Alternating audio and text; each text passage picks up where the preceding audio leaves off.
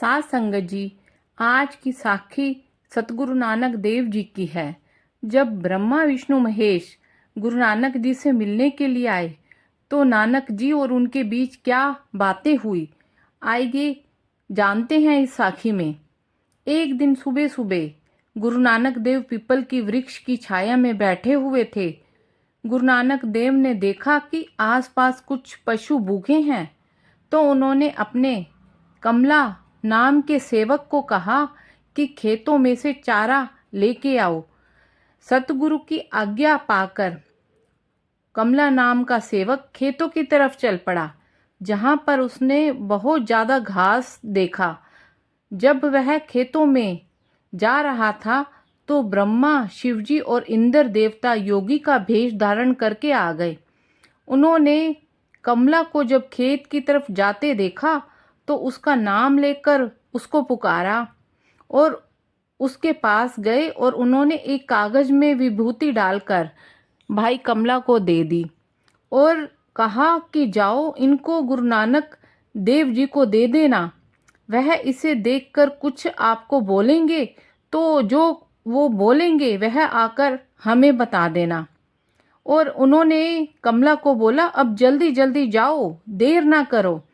तो कमला ने उनके चेहरे की तरफ देखा और वह हैरान भी हो गया और अंदर ही अंदर वह कुछ सोच रहा था, क्योंकि जब उसने उनको देखा तो उसे लगा कि ये कोई साधारण मनुष्य नहीं लगते, यह तो कोई महापुरुष दिखाई पड़ते हैं। तब कमला उनकी आज्ञा लेकर उस विभूति को लेकर गुरु नानक के पास गया और उसे विचार आया कि सतगुरु ने मुझे चारा लाने के लिए भेजा था। तब उसे ध्यान में आया कि गुरु नानक जी ने तो मुझे पशुओं के लिए चारा लाने के लिए भेजा था, तो मैं ऐसे कैसे जा सकता हूँ। तो कमला ने वचन किए उन लोगों को बोला कि मेरे गुरु ने मुझे चारा लाने के लिए कहा है, तो मैं ऐसे खाली हाथ उनके पास नहीं जा सकता। कृपा आप मुझे कुछ समय दें, अभी चारा इकट्ठा कर लेता हूँ, फिर आपका यह संदेश गुरु नानक जी को दे दूंगा। तो कमला के ये वचन सुनकर इंद्र देवता ने थोड़े से घास को हाथ में लिया और उसे एक बड़े चारे की पोटली में परिवर्तित कर दिया और उसको भाई कमला के सिर पर रख दिया। तो ऐसा चमत्कार देख भाई कमला बहुत हैरान हुआ और अंदर ही अंदर यह सोच भी रहा था कि यह कोई साधारण मनुष्य नहीं है, क्योंकि इनके चेहरे का जो तेज है बहुत ज्यादा है, जिसको पार नहीं पाया जा सकता। तो वह उनकी आज्ञा लेकर कमला सतगुरु नानक के पास गया। जब वह सतगुरु नानक ने देखा यह तो बहुत जल्दी वापस आ गया है, तो उसे इतनी जल्दी वापस आता देखकर सतगुरु ने कमला को कहा कि हे भाई कमला, तू इतनी जल्दी वापस कैसे आ गया? तू किसी के खेत से चारा चोरी करके तो नहीं आया? अगर ऐसा करके आया है तो ये चारा पशुओं को मत डालना और इसे वहीं रख जाओ।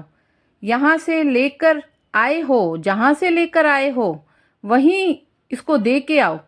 यह सुनकर कमला ने कहा, नहीं सतगुरु, ये चारा चोरी का नहीं है, मुझे जैसे यह मिला है मैं तो वैसे ही आपके पास लेकर आया हूँ, और यह चारा मुझे कैसे मिला है वह मैं आपको बताता हूँ।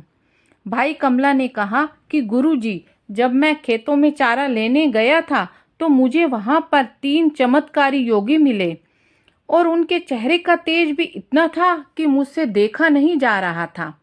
तो उन्होंने मुझे एक विभूति दी है और यह कहा है कि इसको श्री गुरु नानक देव जी को दे देना। तो मैंने उनको कहा कि मेरे गुरु ने मुझे चारा लाने भेजा है, मेरे गुरु का हुक्म है, पहले मैं चारा इकट्ठा कर लेता हूँ, फिर मैं आपको दी हुई विभूति सतगुरु नानक को दे दूंगा। तो इतने ही देर में उन्होंने चमत्कार से थोड़े से घास को एक बड़े चारे की पोटली में परिवर्तित कर दिया और उसे मेरे सिर पर रख दिया और मुझे आपके पास भेज दिया। तो गुरु जी, यह विभूति है जो उन्होंने मुझे दी है। तो जब भाई कमला ने उस विभूति को खोला तो सतगुरु जान जाते हैं कि यह तो शंकर महादेव की विभूति है। और सतगुरु को यह संदेश प्राप्त हुआ कमला से, और कमला संदेश लेकर आया है। गुरु जी ने 3 बार ऐसा कहा। उसके बाद गुरु नानक ने भाई कमला को कहा कि हे भाई कमला, सिद्धरण नामक सिंह के घर जाओ, उसको हमारे पास लेकर आओ। तो सतगुरु नानक की आज्ञा पाकर भाई कमला उनके घर चला गया। साध संगत जी, गुरु अंगद देव जी के भाई सिद्धरण जी हैं। सतगुरु नानक की सेवा किया करते थे। सतगुरु नानक के सभी वस्त्र वही साफ करते थे और उनके चरण कमलों को धोकर दिल में बहुत खुश होते थे। और आप जी सतगुरु नानक की बहुत सेवा किया करते थे।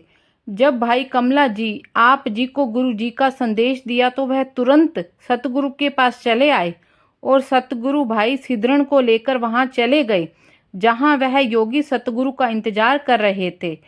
तो सतगुरु नानक वहां पर चले गए तो सतगुरु ने भाई सिद्धरण को एक तरफ बिठा दिया और सतगुरु उनसे मिलने चले गए। जब सतगुरु नानक उनसे मिले तो वह सतगुरु के दर्शन कर बहुत खुश हुए और फिर उन्होंने उनकी बहुत इज्जत की और मन वचन कर्म करके सतगुरु नानक की प्रशंसा की और कहने लगे कि गुरु जी आप सुंदर सुखों के घर हो, आप मुक्ति देने वाले हो, सभी लोगों को मुक्ति प्रदान करने वाले हो, आप ही संसार को जन्म देने वाले हो, आप ही पालने वाले हो और आप ही नाश करने वाले हो, आपकी सदा ही जय हो। आपने ही पहले 52 रूप शरीर धारण किए थे। आपके जगत में हजारों नाम हैं, लेकिन आप फिर भी अनाम हो। यह सारा ब्रह्मांड ही आपका स्वरूप है। चांद और सूरज आपके 2 नयन हैं। जो भी मनुष्य आपका ध्यान करता है वह भवसागर में नहीं पड़ता, उसकी मुक्ति हो जाती है और सभी तरह के बंधनों का नाश होता है। और आप सभी तरह से सुख देने वाले हो, अपने सेवकों की अज्ञानता का नाश करते हो। हमारा आपको कोटि कोटि प्रणाम है।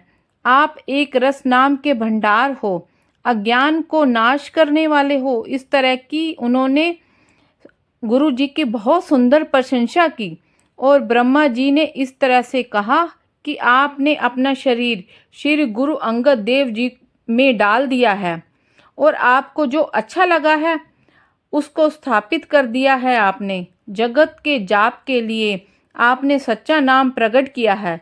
जब आप भी हमारे साथ सचखंड चलो, तो यह वचन सुनकर भी उन्होंने बोला कि आप भी हमारे साथ सचखंड चलो। तब यह वचन सुनकर सतगुरु ने उनकी बात मान ली और उनको इस बात की हामी भी भर दी। तो सतगुरु की हाँ को सुनकर वह वहाँ से चले गए और उसके बाद सतगुरु नानक भाई सिद्धरण के पास गए और उनको अपने साथ लेकर एक खेत में चले गए और वहाँ जाकर सतगुरु नानक ने वचन किए कि सिद्धरण सुनो, मुझे यहाँ लाकर मेरे ऊपर लकड़ियाँ डाल देनी है। अगर कोई मुझे दूसरी जगह पर लेकर जाना चाहे उसे मना कर देना, मुझे इसी जगह पर लेकर आना है। तो ये कहकर सतगुरु नानक भाई सिद्धरण के साथ नगर में आ गए। नगर में आकर पीपल के वृक्ष के नीचे बैठ गए और वहां पर मौजूद संगत को सतगुरु नानक ने दर्शन दिए। सतगुरु नानक अपने पास 4 चादरें रखते थे। 2 चादरें घर में रहती थी और 2 शरीर के ऊपर पहनते थे। तो सतगुरु नानक ने भाई सिद्धरण को कहा कि जाओ, जाकर कपड़े धोकर लेकर आओ।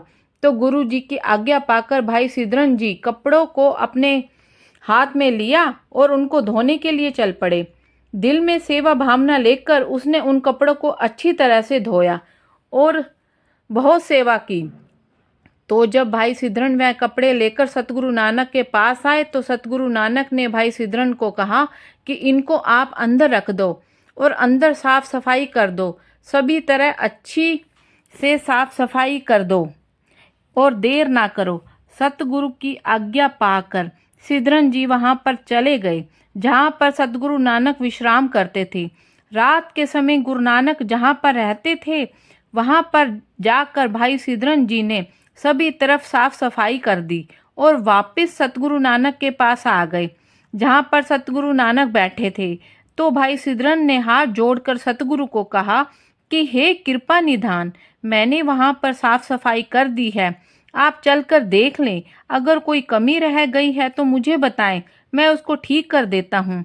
तो यह सुनकर सतगुरु नानक खड़े हुए और सुंदर बनाई धर्मशाला को देखने चल पड़े और भाई सिद्रन पर खुश होकर आपने उनको आत्मज्ञान का आशीर्वाद दिया।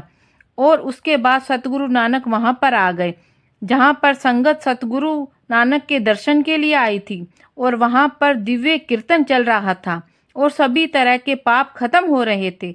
सतगुरु नानक उस समय वहां पर विराजमान थे और करतार का कीर्तन सुन रहे थे। अखंड रूप गुरु जी की समाधि लग गई थी, जिससे पता चल रहा था कि गुरु जी अनुपम आनंद ले रहे हैं। शरीर के सभी अंग अडोल थे। जब ऐसी ही 8 घड़ियां बीत गई तो सतगुरु ने आंखें खोली और खुश होकर बोले कि आज हमारे जाने का बहुत अच्छा दिन है। तो जब सतगुरु ने ऐसे वचन किए तो वहां पर मौजूद सतगुरु के सेवकों की आंखों में आंसू आ गए और यह बात सभी तरफ फैल गई कि सतगुरु नानक ने शरीर छोड़ने की बात कही है। तो सभी लोग भागे भागे सतगुरु नानक के पास आ रहे थे और उनके दर्शन कर रहे थे। सतगुरु के बारे में यह खबर पहुंच गई थी हर जगह। जहां जहां यह खबर पहुंची वहां वहां के लोग अपने सभी काम छोड़कर सतगुरु नानक के दर्शन करने आ रहे थे। लेकिन सतगुरु नानक धर्मशाला में बैठे हुए थे और वहां पर बहुत बड़ी मात्रा में संगत की भीड़ लग गई थी और सभी लोग धन गुरु नानक पुकार रहे थे। गुरु जी के चेहरे पर लाली छाई हुई थी, जैसे कि सूर्य उदय होने से पहले लाली बहुत शोभा देती है। और सतगुरु के इर्द गिर्द सिख सेवक थे। सतगुरु धीरज के साथ एक रस शांत बैठे हुए थे।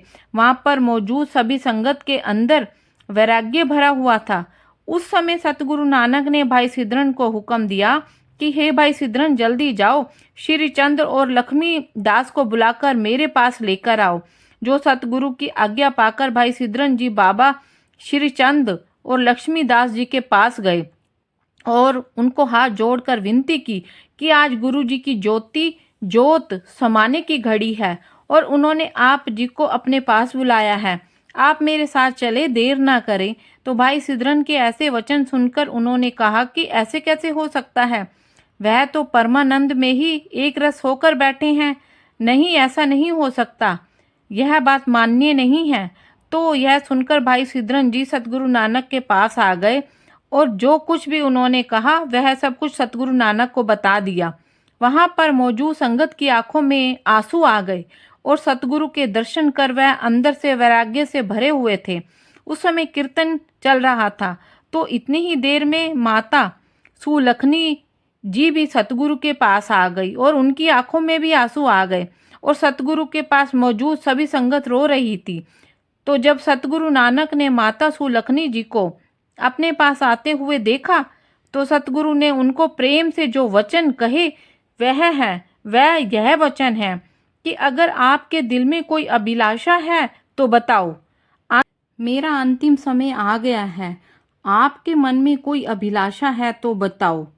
तो सतगुरु के ऐसे वचन सुनकर वह बोली कि हे कृपा निधान, आपको जैसा अच्छा लग रहा है आप वैसे करें, सब कुछ आपके हाथ में है। आप तीनों लोकों के स्वामी हो, शरीर छोड़ना और धारण करना यह सब कुछ आपके हाथ में है।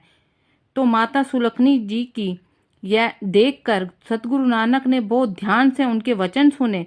तो ऐसे सतगुरु नानक के आसपास मौजूद सभी सेवक धन गुरु नानक पुकार रहे थे और सतगुरु की याद में आंसू बहा रहे थे।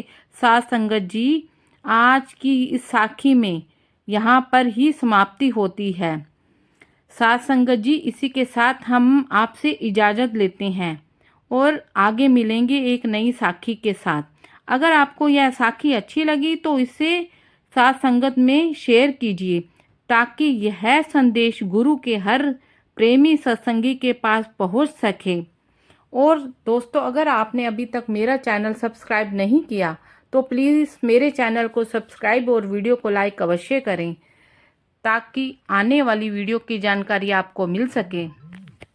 मेरी वीडियो देखने के लिए आपका बहुत बहुत धन्यवाद और आपके प्यार और स्नेह के लिए बहुत बहुत धन्यवाद।